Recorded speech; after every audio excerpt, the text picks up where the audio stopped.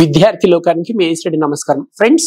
ఉచిత spoken English శిక్షణ కార్యక్రమానికి మీ అందరికి స్వాగతం సుస్వాగతం. ఈ రోజు క్లాస్ నెంబర్ వచ్చేసి 9. ఈ 9th క్లాస్ మీకు అర్థం కావాలంటే మిగతా 8 క్లాసెస్ కూడా మీరు శ్రద్ధగా వినండి. ఒకటికి 2 సార్లు వింటేనే మీకు చక్కగా అర్థమవుతుంది. రైట్, మనం ఈ రోజు క్లాస్ లో డిడ్ అనే పదం గురించి నేర్చుకోబోతున్నాం. డిడ్ అంటే చేశాను అని అర్థం. దీనిని హెల్పింగ్ వర్బ్ అంటారు. దీనిని మెయిన్ వర్బ్ గా వాడచ్చు, హెల్పింగ్ వర్బ్ గా కూడా వాడవచ్చు. ఓకే, అంటే ఫార్ములా చూడండి. First subject, next did, next V1, తర్వాత ఎక్స్ట్రా వర్డ్స్. బాగా గుర్తుపెట్టుకోవాలి. డిడ్ వాడి మీరు 1,00,000 వాక్యాలు రాసినా సరే వర్బ్ యొక్క మొదటి రూపానే వాడాలి ఎల్లప్పుడు. మీకు ఒక టెక్నిక్ చెప్పమంటారా? డిడ్ స్పెల్లింగ్ ఏంటి? DID did. 2 డీల మధ్యలో ఏముంది? ఐ ఉంది. ఐ చూడడానికి నంబర్ 1 లాగా కనిపిస్తుంది. అంటే వర్బ్ కూడా ఫస్ట్ వర్బ్ ఉండాలన్నమాట. వర్బ్ యొక్క మొదటి రూపానే ఉండాలి. డిడ్ లోనే ఉంది. ఐ 1 లాగా కనిపిస్తుంది కాబట్టి వర్బ్ కూడా 1 అనమాట. కొందరు తెలియక I did not went to office yesterday అంటారు. ఇది రాంగ్ అనమాట. I did not go to office yesterday అనాలి. అంటే V1 వాడాలి. డిడ్ ఎప్పుడు వచ్చినా సరే V1 ఉండాలి. అందుకోసం ఈ ఫార్ములా శ్రద్ధగా చూడండి. Subject plus did plus V1 plus extra words. Examples చూడండి. I bought a book yesterday. నేను నిన్న ఒక బుక్ కొన్నాను. We bought a book yesterday. మేము నిన్న ఒక బుక్ కొన్నాము. You bought a book yesterday. మీరు నిన్న ఒక బుక్ కొన్నారు.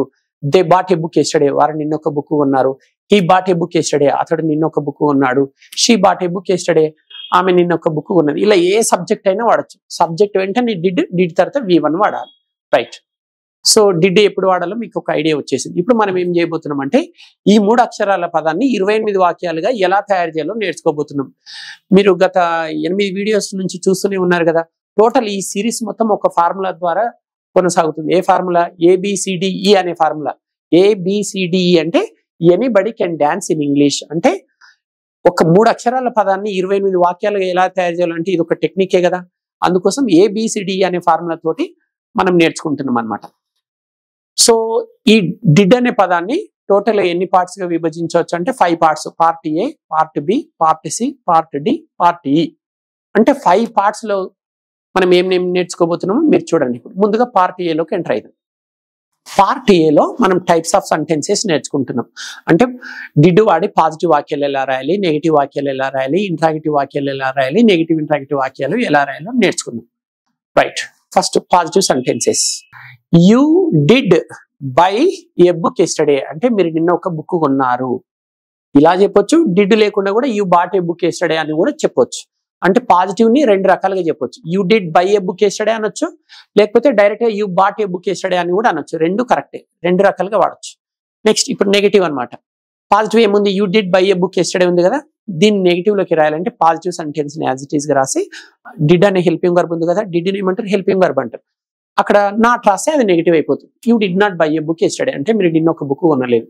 ఇప్పుడు దీన్ని ఇంట్రాగేటివ్ లోకి మార్చుదాం. పాజిటివ్ వాక్యంలోని మొదటి 2 పదాలను రివర్స్ రాసి మిగతా పదాలను యాజ్ ఇట్ ఈస్ గా రాస్తే అది క్వశ్చన్ అయిపోతుంది. పైన ఏముంది? యూ డిడ్ ఉంది. డిడ్ యూ బై అనాలి. మొదటి 2 పదాలు రివర్స్. యూ డిడ్ కదా అక్కడ. Did you buy a book yesterday. మీరు నిన్న ఒక బుక్ కొన్నారా అని అర్థం. నెక్స్ట్ దీన్ని నెగిటివ్ ఇంట్రాగేటివ్ లోకి ఎలా మార్చాలంటే ఈ థర్డ్ సెంటెన్స్ ఇంట్రాగేటివ్ ని యాజ్ ఇట్ ఈస్ గా రాసి డిడ్ కు నాట్ చేర్చాలి. Didn't you buy a book yesterday. మీరు నిన్న ఒక బుక్ కొనలేదా. ఇవి టైప్స్ ఆఫ్ సెంటెన్సెస్ అనమాట. ఇది పార్ట్ ఏ. నెక్స్ట్ ఇప్పుడు పార్ట్ B అండ్ C చూద్దాం. పార్ట్ B అండ్ C లో మీరు ఏం నేర్చుకోబోతున్నారంటే yes or no type questions. ఇవి మళ్ళీ 2 టైప్స్ అనమాట. Positive questions, negative questions. ముందుగా పాజిటివ్ చూద్దాం. Did you buy a book yesterday. మీరు నిన్న ఒక బుక్ కొన్నారా? ఆన్సర్ చూద్దాం. Yes I bought a book yesterday. అవును నేను నిన్న ఒక బుక్ కొన్నాను. Negative answer. No I did not buy a book yesterday. లేదు నేను నిన్న బుక్ కొనలేదు. ఎస్ చెప్పినప్పుడు వర్బ్ 2వ రూపం వాడేమో, నో చెప్పినప్పుడు V1 వాడేమో. గమనించండి. ఇప్పుడు నెగిటివ్ క్వశ్చన్స్ చూద్దాం. పార్ట్ C లో didn't you buy a book yesterday. మీరు నిన్న ఒక బుక్ కొనలేదా. Yes I did not buy a book yesterday. అవును నేను నిన్న ఒక బుక్ కొనలేదు. No I bought a book yesterday. లేదు నేను నిన్న ఒక బుక్ కొన్నాను. ఇది పార్ట్ B అండ్ C. అంటే yes or no type questions నేర్చుకున్నారు. మనం ఇప్పుడు పార్ట్ D లోకి ఎంటర్ అయ్యాం. పార్ట్ D లో WH టైప్ క్వశ్చన్స్ ఉంటాయి అనమాట.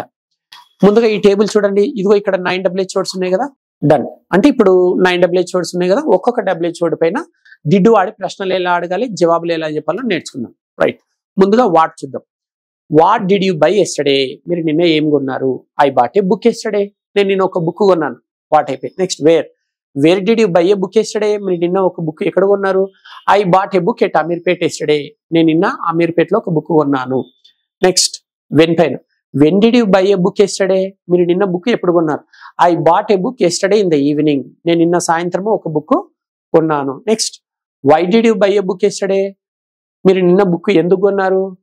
I bought a book yesterday because my master told me to buy, మా మాస్టర్ కొనమని చెప్పాడు కాబట్టి నేను కొన్నాను. Next who did buy a book with you yesterday, అంటే మీతో పాటు నిన్న ఎవరు బుక్ కొన్నారు? My friend bought a book with me yesterday, అంటే నాతో పాటు మా ఫ్రెండ్ కొన్నాడు. Next with whom did you buy a book yesterday, మీరు నిన్న బుక్ ఎవరితో కొన్నారు? I bought a book with my sister yesterday, నేను నిన్న మా సిస్టర్ తో బుక్ కొన్నాను. Next which book did you buy yesterday, మీరు నిన్న ఏ బుక్ కొన్నారు? I bought a physics book yesterday, నేను నిన్న ఒక ఫిజిక్స్ బుక్ కొన్నాను. Next whose book did you buy yesterday, మీరు నిన్న ఎవరు బుక్ కొన్నారు? I bought a senior writers book yesterday, నేను ఒక సీనియర్ రైటర్ బుక్ కొన్నాను. Next how did you buy a book yesterday, మీరు నిన్న బుక్ ఎలా కొన్నారు? I bought a book by paying cash, అంటే డబ్బు చెల్లించడం ద్వారా నేను ఒక బుక్ కొన్నాను. రైట్, సో డి టేబుల్ అయిపోయింది. అంటే డి టేబుల్లో 9 క్వశ్చన్స్ చూశారు, 9 ఆన్సర్స్ చూశారు. టోటల్గా 28 సెంటెన్సెస్ అయిపోయినాయి. ఇప్పుడు మనం పార్ట్ ఈలోకి ఎంటర్ అయ్యాం.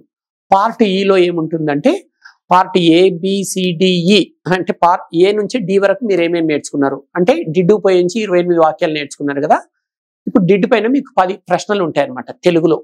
ఈ 10 ప్రశ్నలకి ఆన్సర్స్ రాయండి, రాసి మీరు కామెంట్ బాక్స్ లో పోస్ట్ చేయండి. ఇది వీడియో నెంబర్ 9 కదా, మీరు వీడియో నెంబర్ 8 లో కూడా ఎగ్జామ్ రాశారు, దానికి ఇక్కడ ఉంటుంది. ఇదేమో వీడియో నెంబర్ 9, దీనికి నెక్స్ట్ వీడియో నెంబర్ 10 లో ఉంటుంది. సో ఈ క్వశ్చన్స్ కి ఆన్సర్స్ రాయండి, నెక్స్ట్ వీడియోలో మీరు కీ చూడొచ్చు. అంతవరకు సెలవు. ఇట్లు మీ రెడ్డి, నమస్కారం.